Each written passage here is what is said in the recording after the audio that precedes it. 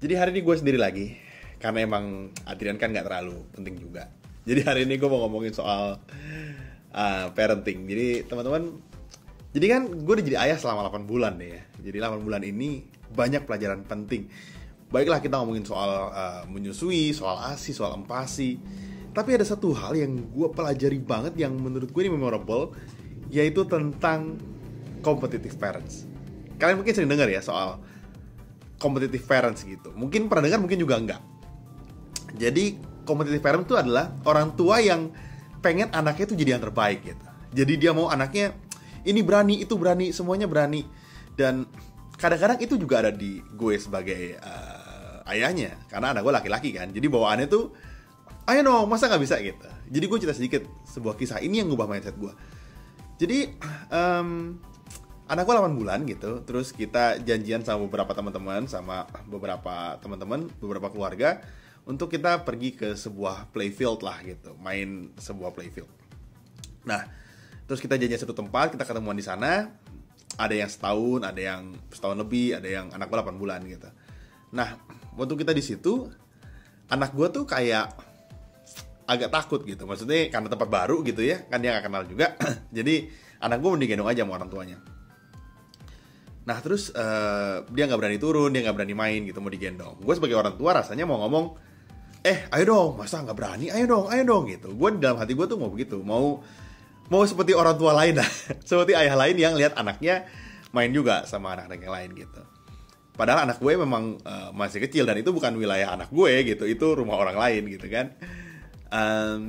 Terus akhirnya udah berapa lama di situ dia masih digendong, akhirnya kita pergi ke tempat bermain.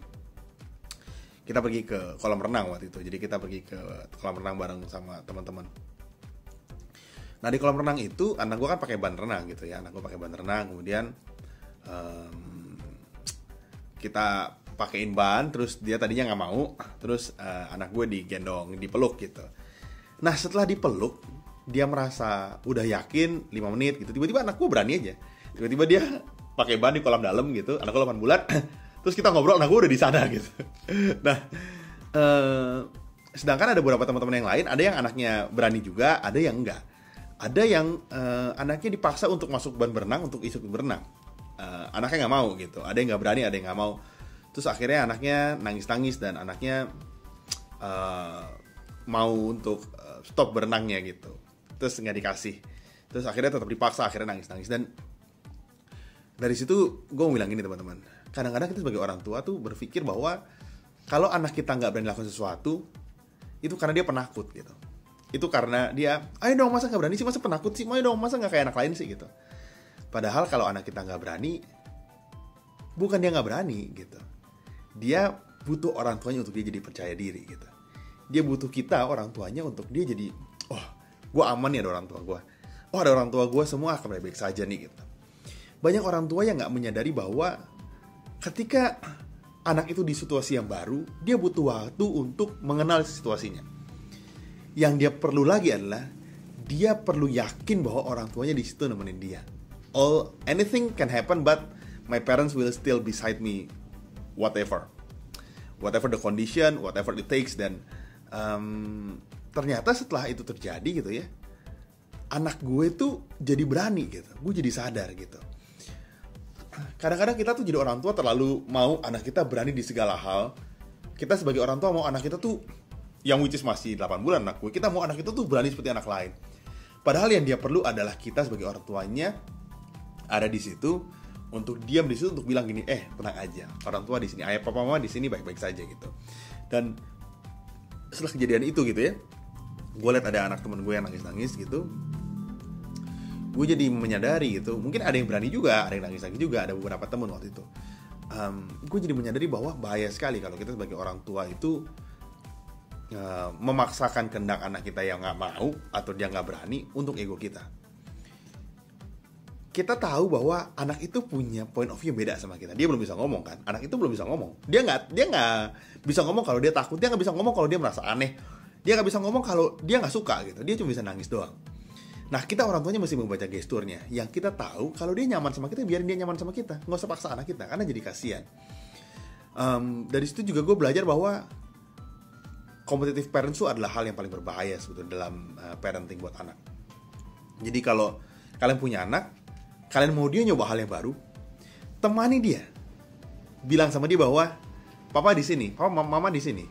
Kita akan di sini terus sama kamu sampai kamu siap. Ketika anak kita percaya sama kita, ketika anak kita ngelihat bahwa kita di situ sama dia akan dapat kepercayaan diri dan dia akan bilang, "Oke, saya akan coba," gitu. Karena papa mama saya ada di sini. Dan itu yang terbersit banget di kejadian di kolam renang waktu itu dibuat anak gue.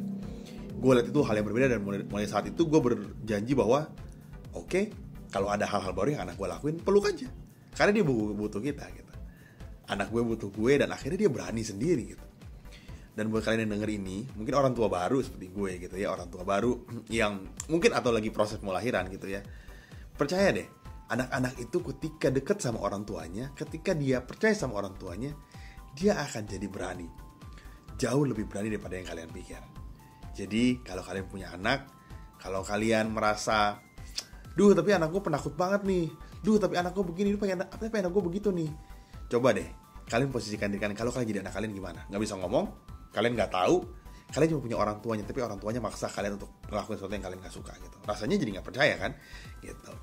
Jadi mulai sekarang, kalau kalian di posisi lagi berhadapan sama orang tua lain gitu ya, yang sepertinya memaksakan terus anaknya gitu, jangan ikut-ikutan.